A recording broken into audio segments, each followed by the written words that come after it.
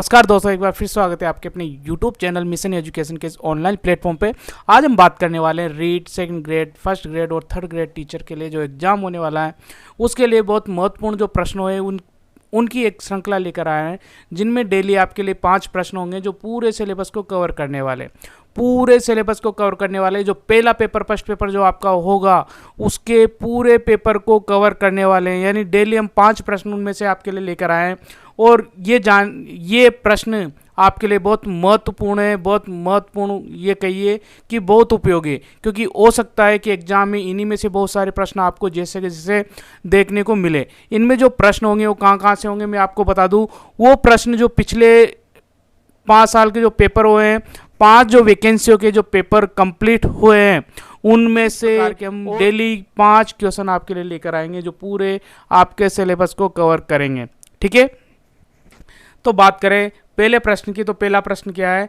पहला प्रश्न है कि रावी नदी का प्राचीन नाम क्या था। ठीक है, पहला प्रश्न बहुत महत्वपूर्ण प्रश्न है, काफी एग्जाम में पूछा गया है। पहला प्रश्न यही है कि रावी नदी का प्राचीन नाम क्या था। आप इसके आंसर बिल्कुल कमेंट बॉक्स में आपको आंसर देने हैं साथ के साथ, ताकि आपकी तैयारी भी ये पता चल सके आप कितना पढ़ चुके हैं। ठीक है, रावी नदी का प्राचीन नाम क्या था? Option A Kumbha, option B a Suvastu, option C a Parushni और ऑप्शन डी ए द्रसदती। आपको कमेंट करके जवाब बताना है कि कौन सा इसका राइट आंसर होगा। इसका राइट आंसर होगा बिल्कुल राइट आंसर क्या है इसका? राइट आंसर इसका option number 3, option number C की बात करें, परुष्णी रावी नदी का प्राचीन नाम है। आपको याद रखना है, परुष्णी रावी नदी का प्राचीन नाम है। तो इसी श्रृंखला में हम ये जान लेते हैं कि ये जो 3 नाम है कौन कौन सी नदियों के हैं, ये भी हम जान लेंगे। सुवास्तु की बात करें तो सुवास्तु स्वात नदी का नाम है। सुवास्तु किसका? स्वात नदी का प्राचीन नाम है। याद रखिए, सुवास्तु यानी स्वात नदी का प्राचीन नाम है। ठीक है, कुंभा की बात करें तो कुंभा काबुल नदी का प्राचीन नाम है। कौन सी नदी का? काबुल नदी का प्राचीन नाम है। कुंभा काबुल नदी का प्राचीन नाम है। और द्रसदती की बात करें तो इसको सभी जानते हैं, हनुमानगढ़ में जो बहती है गग्गर नदी। ठीक है, गग्गर नदी का प्राचीन नाम क्या है? द्रसदती नदी है। ठीक है, यह पहला प्रश्न था और राइट आंसर आपको पता है कि परुष्णी जो है वो रावी नदी का प्राचीन नाम है। नेक्स्ट प्रश्न की तरफ चले तो नेक्स्ट प्रश्न है आपके सामने, निम्नलिखित में से कौन सी नदी उत्कात भूमि के लिए कुख्यात है?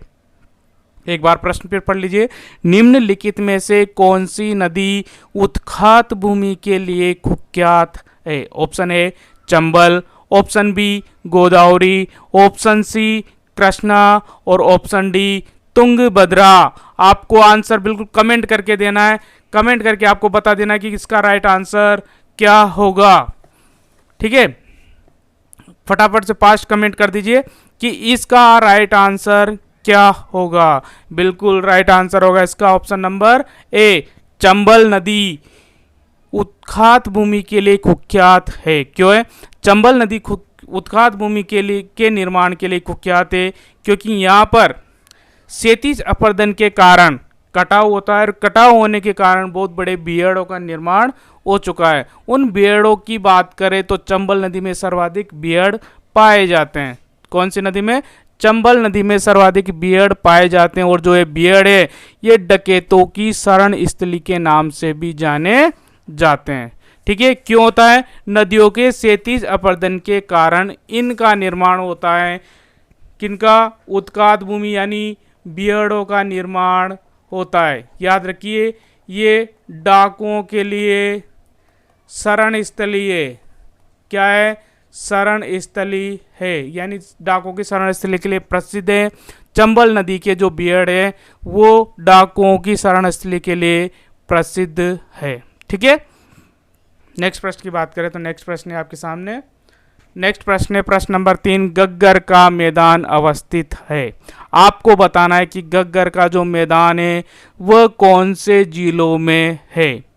ऑप्शन ए गंगानगर और हनुमानगढ़ जिलों में, ऑप्शन बी झुंझुनू और सीकर जिलों में, ऑप्शन सी जालोर और सिरोही जिलों में, और ऑप्शन डी है जैसलमेर और बाड़मेर जिलों में। फटाफट से 5 कमेंट कर दीजिए क्या आंसर होगा इसका। इसके आंसर की बात करें तो मैं आपको ये बता दूं कि ये अपना राजस्थान है, ठीक है। ये अपने राजस्थान की बात करें तो यहाँ से राजस्थान में ये वाली गग्गर नदी बहती है, ठीक है। तो ये जो आपने सभ्यताएं पढ़ी हो तो हनुमानगढ़ और गंगानगर, हनुमानगढ़ और गंगानगर जिलों में गग्गर का मैदान अवस्थित है। राइट आंसर क्या होगा? ऑप्शन ए, ठीक है। नेक्स्ट प्रश्न की बात करें तो नेक्स्ट प्रश्न है आपके लिए प्रश्न नंबर 4। प्रश्न नंबर 4 और प्रश्न नंबर 4 है, भारत सरकार ने काका कालेकर को अन्य पिछड़ा वर्ग आयोग का अध्यक्ष कब नियुक्त किया? प्रश्न एक बार फिर से देख लीजिए। भारत सरकार ने काका कालेकर को अन्य पिछड़ा वर्ग आयोग का अध्यक्ष कब नियुक्त किया? Option A 1951, option B 1953, option C 1955, option D 1957। ठीक है, राइट आंसर पर कमेंट कर दीजिए फटाफट से। राइट आंसर क्या होगा? बिल्कुल राइट आंसर होगा इसको option number B 1953। Right answer क्या होगा? 1953 यानी जनवरी 1953 में काका कालेकर की अध्यक्षता में प्रथम पिछड़ा वर्ग आयोग का गठन हुआ था। बिल्कुल याद रखिए, प्रथम पिछड़ा वर्ग आयोग का गठन कब हुआ था? 1953 में, और काका कालेकर को इसका अध्यक्ष बनाया गया था। इस आयोग ने सामाजिक और शैक्षिक आधार पर पिछड़े वर्गों की पहचान के लिए 4 मानक बनाए थे। याद रखिए कितने मानक बनाए थे? 4 मानक बनाए थे। जनवरी 1989 को दूसरा पिछड़ा वर्ग आयोग का गठन किया गया था। इसके अध्यक्ष भी याद रखिए बिंदेश्वरी प्रसाद मंडल थे। कौन थे? बिंदेश्वरी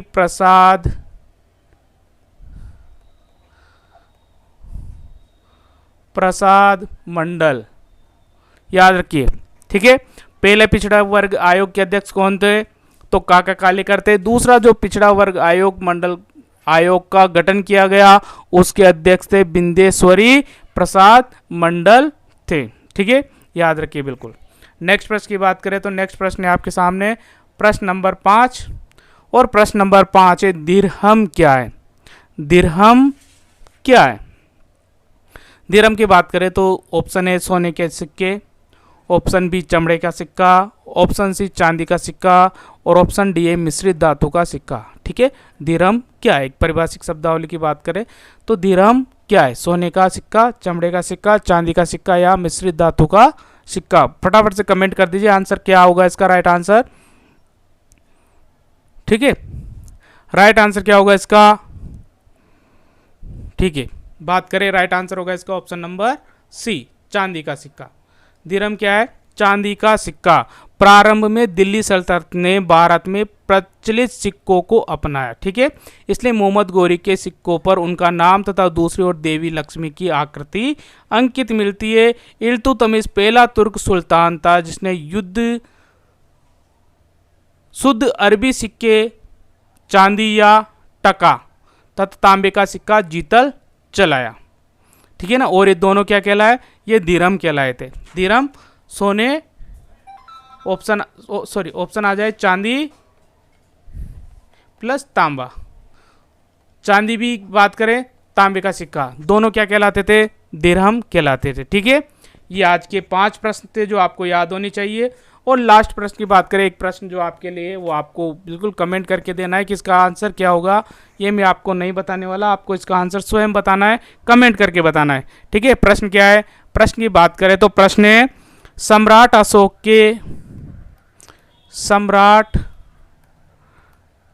अशोक के किस शिलालेख